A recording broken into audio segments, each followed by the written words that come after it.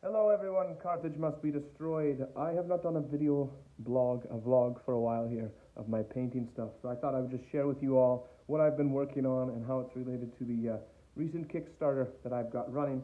I showed you guys some videos of this earlier last week, and just to go show you again, close up here, I've got the camera on the tripod here, so again, I have all these decals, which you can check the other video out again, and I just want to remind you guys that Kickstarter is still running. We are currently past $5,000, and we are working towards releasing the stretch goal for a pledge option. Again, the stretch goal is these silhouette pledges here. I'm just going to give you a quick scan there again. There's the Greek mythological silhouette decals, and decals rather, however it's pronounced in the world. And the animal ones there, and I've got a whole video about that you can check out. Otherwise, I'll put the link for that Kickstarter in access below in the description box below. But in regards to those decals themselves and the projects that I've been personally working on, I do show in various videos some of the Greek hoplites or hoplites, however you pronounce it. I do show some of them in my introduction video to those decals, but here they are on their lonesome, and even though they're looking pretty good here, they're not quite done, and I'll tell you why they're not done yet. They were good for the Kickstarter itself. They could, as they currently are, act as their own unit here, and these are all Victrix Greek hoplites. All of these shields here you see, the head pieces and the bodies, they're all Victrix sets. However, what I've done with these kits is that I've done some mixing. All of these bodies are the bodies from the older armored hoplite Victrix models, but this particular kit that I'm using the bodies from is actually from the Theban. I think it's the Thebans. It's the Theban box set. It might be the other one. I don't remember the name of the other one now. I always pronounce it on Boeotian. If I'm saying it wrong, correct me again in the comment section. But the Theban one, the Theban hoplites are in there, and you can tell by the particular helmet type. Let me see if I can get a close-up one. This guy here, for example, he has the Theban style of helmet that they use that became popular for cavalry, especially with Alexander and on. But I have used those heads, and then I've also combined in Carthage Hellenistic box set heads. So this guy, they're all from the Carthage box set. And even though they're Carthaginian heads, I think they still work for Greeks. They're the same, essentially, for looks. There are some of the unarmored Greek hoplite heads in here, like these two, for example. And then the shields and spears are just, the spears too. They're from different kits as well. So this is a mix of different things, but they're all essentially Victrix. So, and again, you can see all those decals that I put on there from the current project. They turned out lovely, very Greek in my opinion. I don't have any of the silhouette ones on here. I will have another model later and some examples with the silhouette ones, but they're essentially similar. I got some checkers on there. You can see I've taken some examples from historical paintings and pottery, like this shield, for example, is on a very famous piece. Actually, again, all of these decals are from famous pieces. We've just repurposed them, retraced them to become our own, right? So all of these images are actually from anywhere in the Greek world. It might not be directly from Greece. Some of the images are from, like, for example, some of the Greek-speaking parts of Italy, some of the colonies there, and the like that. So those are my hoplites there, and I still have to do at least 6 more to do a proper Hail Caesar unit. I would like to do a whole army, but of course my focus is these days have been promoting, and I'm kind of mixing in my medieval stuff in there. So it's been kind of going slow with the model painting realm. I want to talk about their bases there. You might have saw the Mediterranean bases that I put on there. I looked at some of the, especially in Crete and Sicily, I was looking at basing types, and I wanted to make something that was like of a brownish reddish earth, still had some shrubland, and included lots of stones and the like. And what I ended up doing is coming up with something like this, and I think it looks quite nice. Again, I'll show you a close-up here on the individual models. It turned out really nice, I think, and it looks kind of rugged and arid. That was the look I was going for, and I think that screams Mediterranean, at least in the modern terms. I don't know how arid or wet it was back in the day. But what I did with this base here is I essentially took AK Sandy Desert with the red. It's a red color. They have two kinds. There's a red one, and this is their sandy one.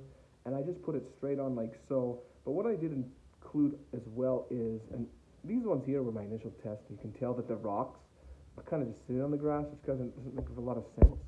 But you can see here in the other one, I pushed some of those rocks, and it's just like sand and pebbles. I pushed some into the dirt itself, and it looks similar to the sandy red. And then I just glue them on with like some scenic cement and PVA glue so it's stuck. Then furthermore, I just took random rocks and pebbles from outside. Did a bit of dry brushing on them with, I think it was Ustabi bone. I also ended up dry brushing Kazakhstan and I think it's pronounced. They're Citadel flavors. I'm gonna say Citadel colors. Don't eat them.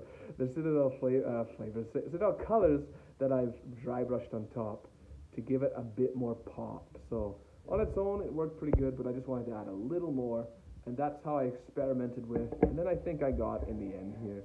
Show you guys again. I think it turned out pretty good for looking arid and shrubland-like, and then it'll fit well on, I think, the Mediterranean look. I think I'm going to use this style on all my future Roman and Greek related things. Maybe if I do some Germans or something, or Celts, I put more of my grassy plain look that I do.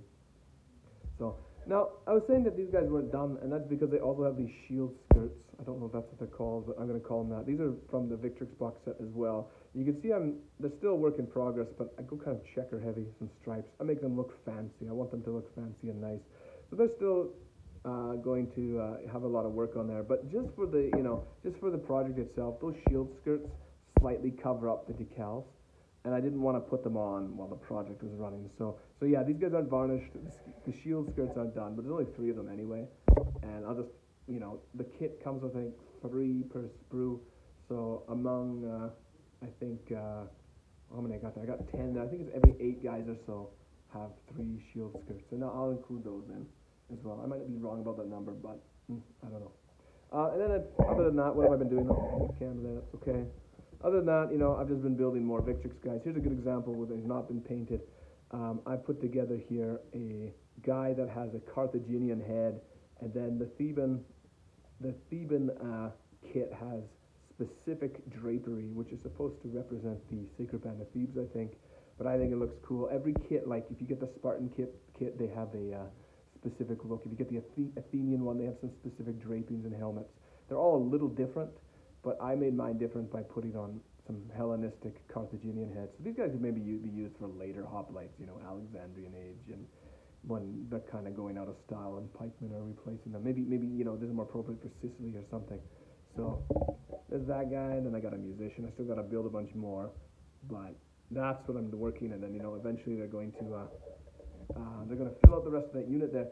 And also I've been building and painting. Well, I can't really build these, but I've been painting these warlord Spartan generals to lead my Greeks. Now they have more of the very specific Spartan helmet. This guy's not done. He's still got some touch-ups and stuff to do. I'm trying to do a pattern on there. Didn't turn out very bright, so I'm going to brighten it up when I go back to it. But it's a very basic metal model and very simple to paint if you just stick to one main color. I did a bit more on his helmet there, but he's not quite done. But it's a great model, and I really like this because if you get the warlords, plastic Greeks or their old metal Greeks, they're really small. Like I think they're closer to 25 millimeter. I featured them on blog posts and in some videos in the past.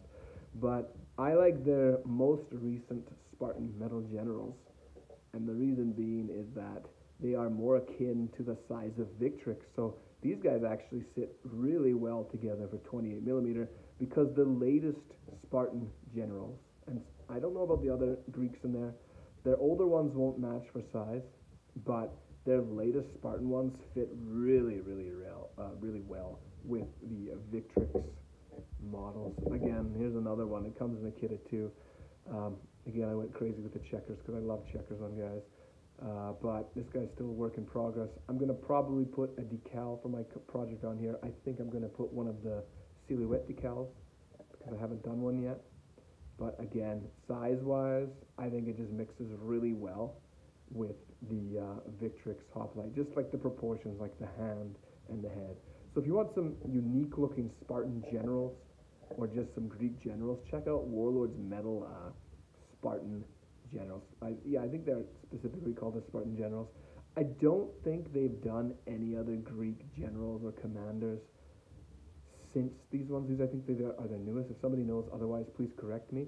But these are really done well, and they've updated the scale. They're closer to their Caesarian Roman range and the Victrix range, where a lot of their other models, like the older Greeks from Immortal Miniatures and their old Imperial Romans, are of a smaller scale. Back when 28 millimeter was closer to 25 mil. So yeah, these two guys turning out great. Still some work, a bunch of work I got to do on them, as you can see. But yeah, other than that, that's what I have been working on and will continue to work on. Now again, just to end this video, that Kickstarter is over $5,000. We're going into the final stretch to get these stretch goals out. Again, here's these sheets just to show you quick. Beautiful decals, right? That's the mythical creatures decal sheet. And this one here is the animals. And again, all of these are taken from ancient Greek art and pottery and different, different pieces. What we're working on again here is these, here's the animal one, the silhouette part of it now. It's the same decals, except we put different colors for silhouettes, and I think they look good. So, and I'll probably, for an update, when we, as soon as I finish this guy and we pass the 5,500 point, feature that one Spartan general that I've been painting in a blog post. So that is it. That's all I want to say today. Check out the Kickstarter if you haven't. Link in the description box below this video. Thank you again, everyone, for watching. Hope you all have an awesome time painting. And if you have any questions or comments, just feel free to leave them in the comment section below. And we will see you next time. Carthage must be destroyed. Bye-bye.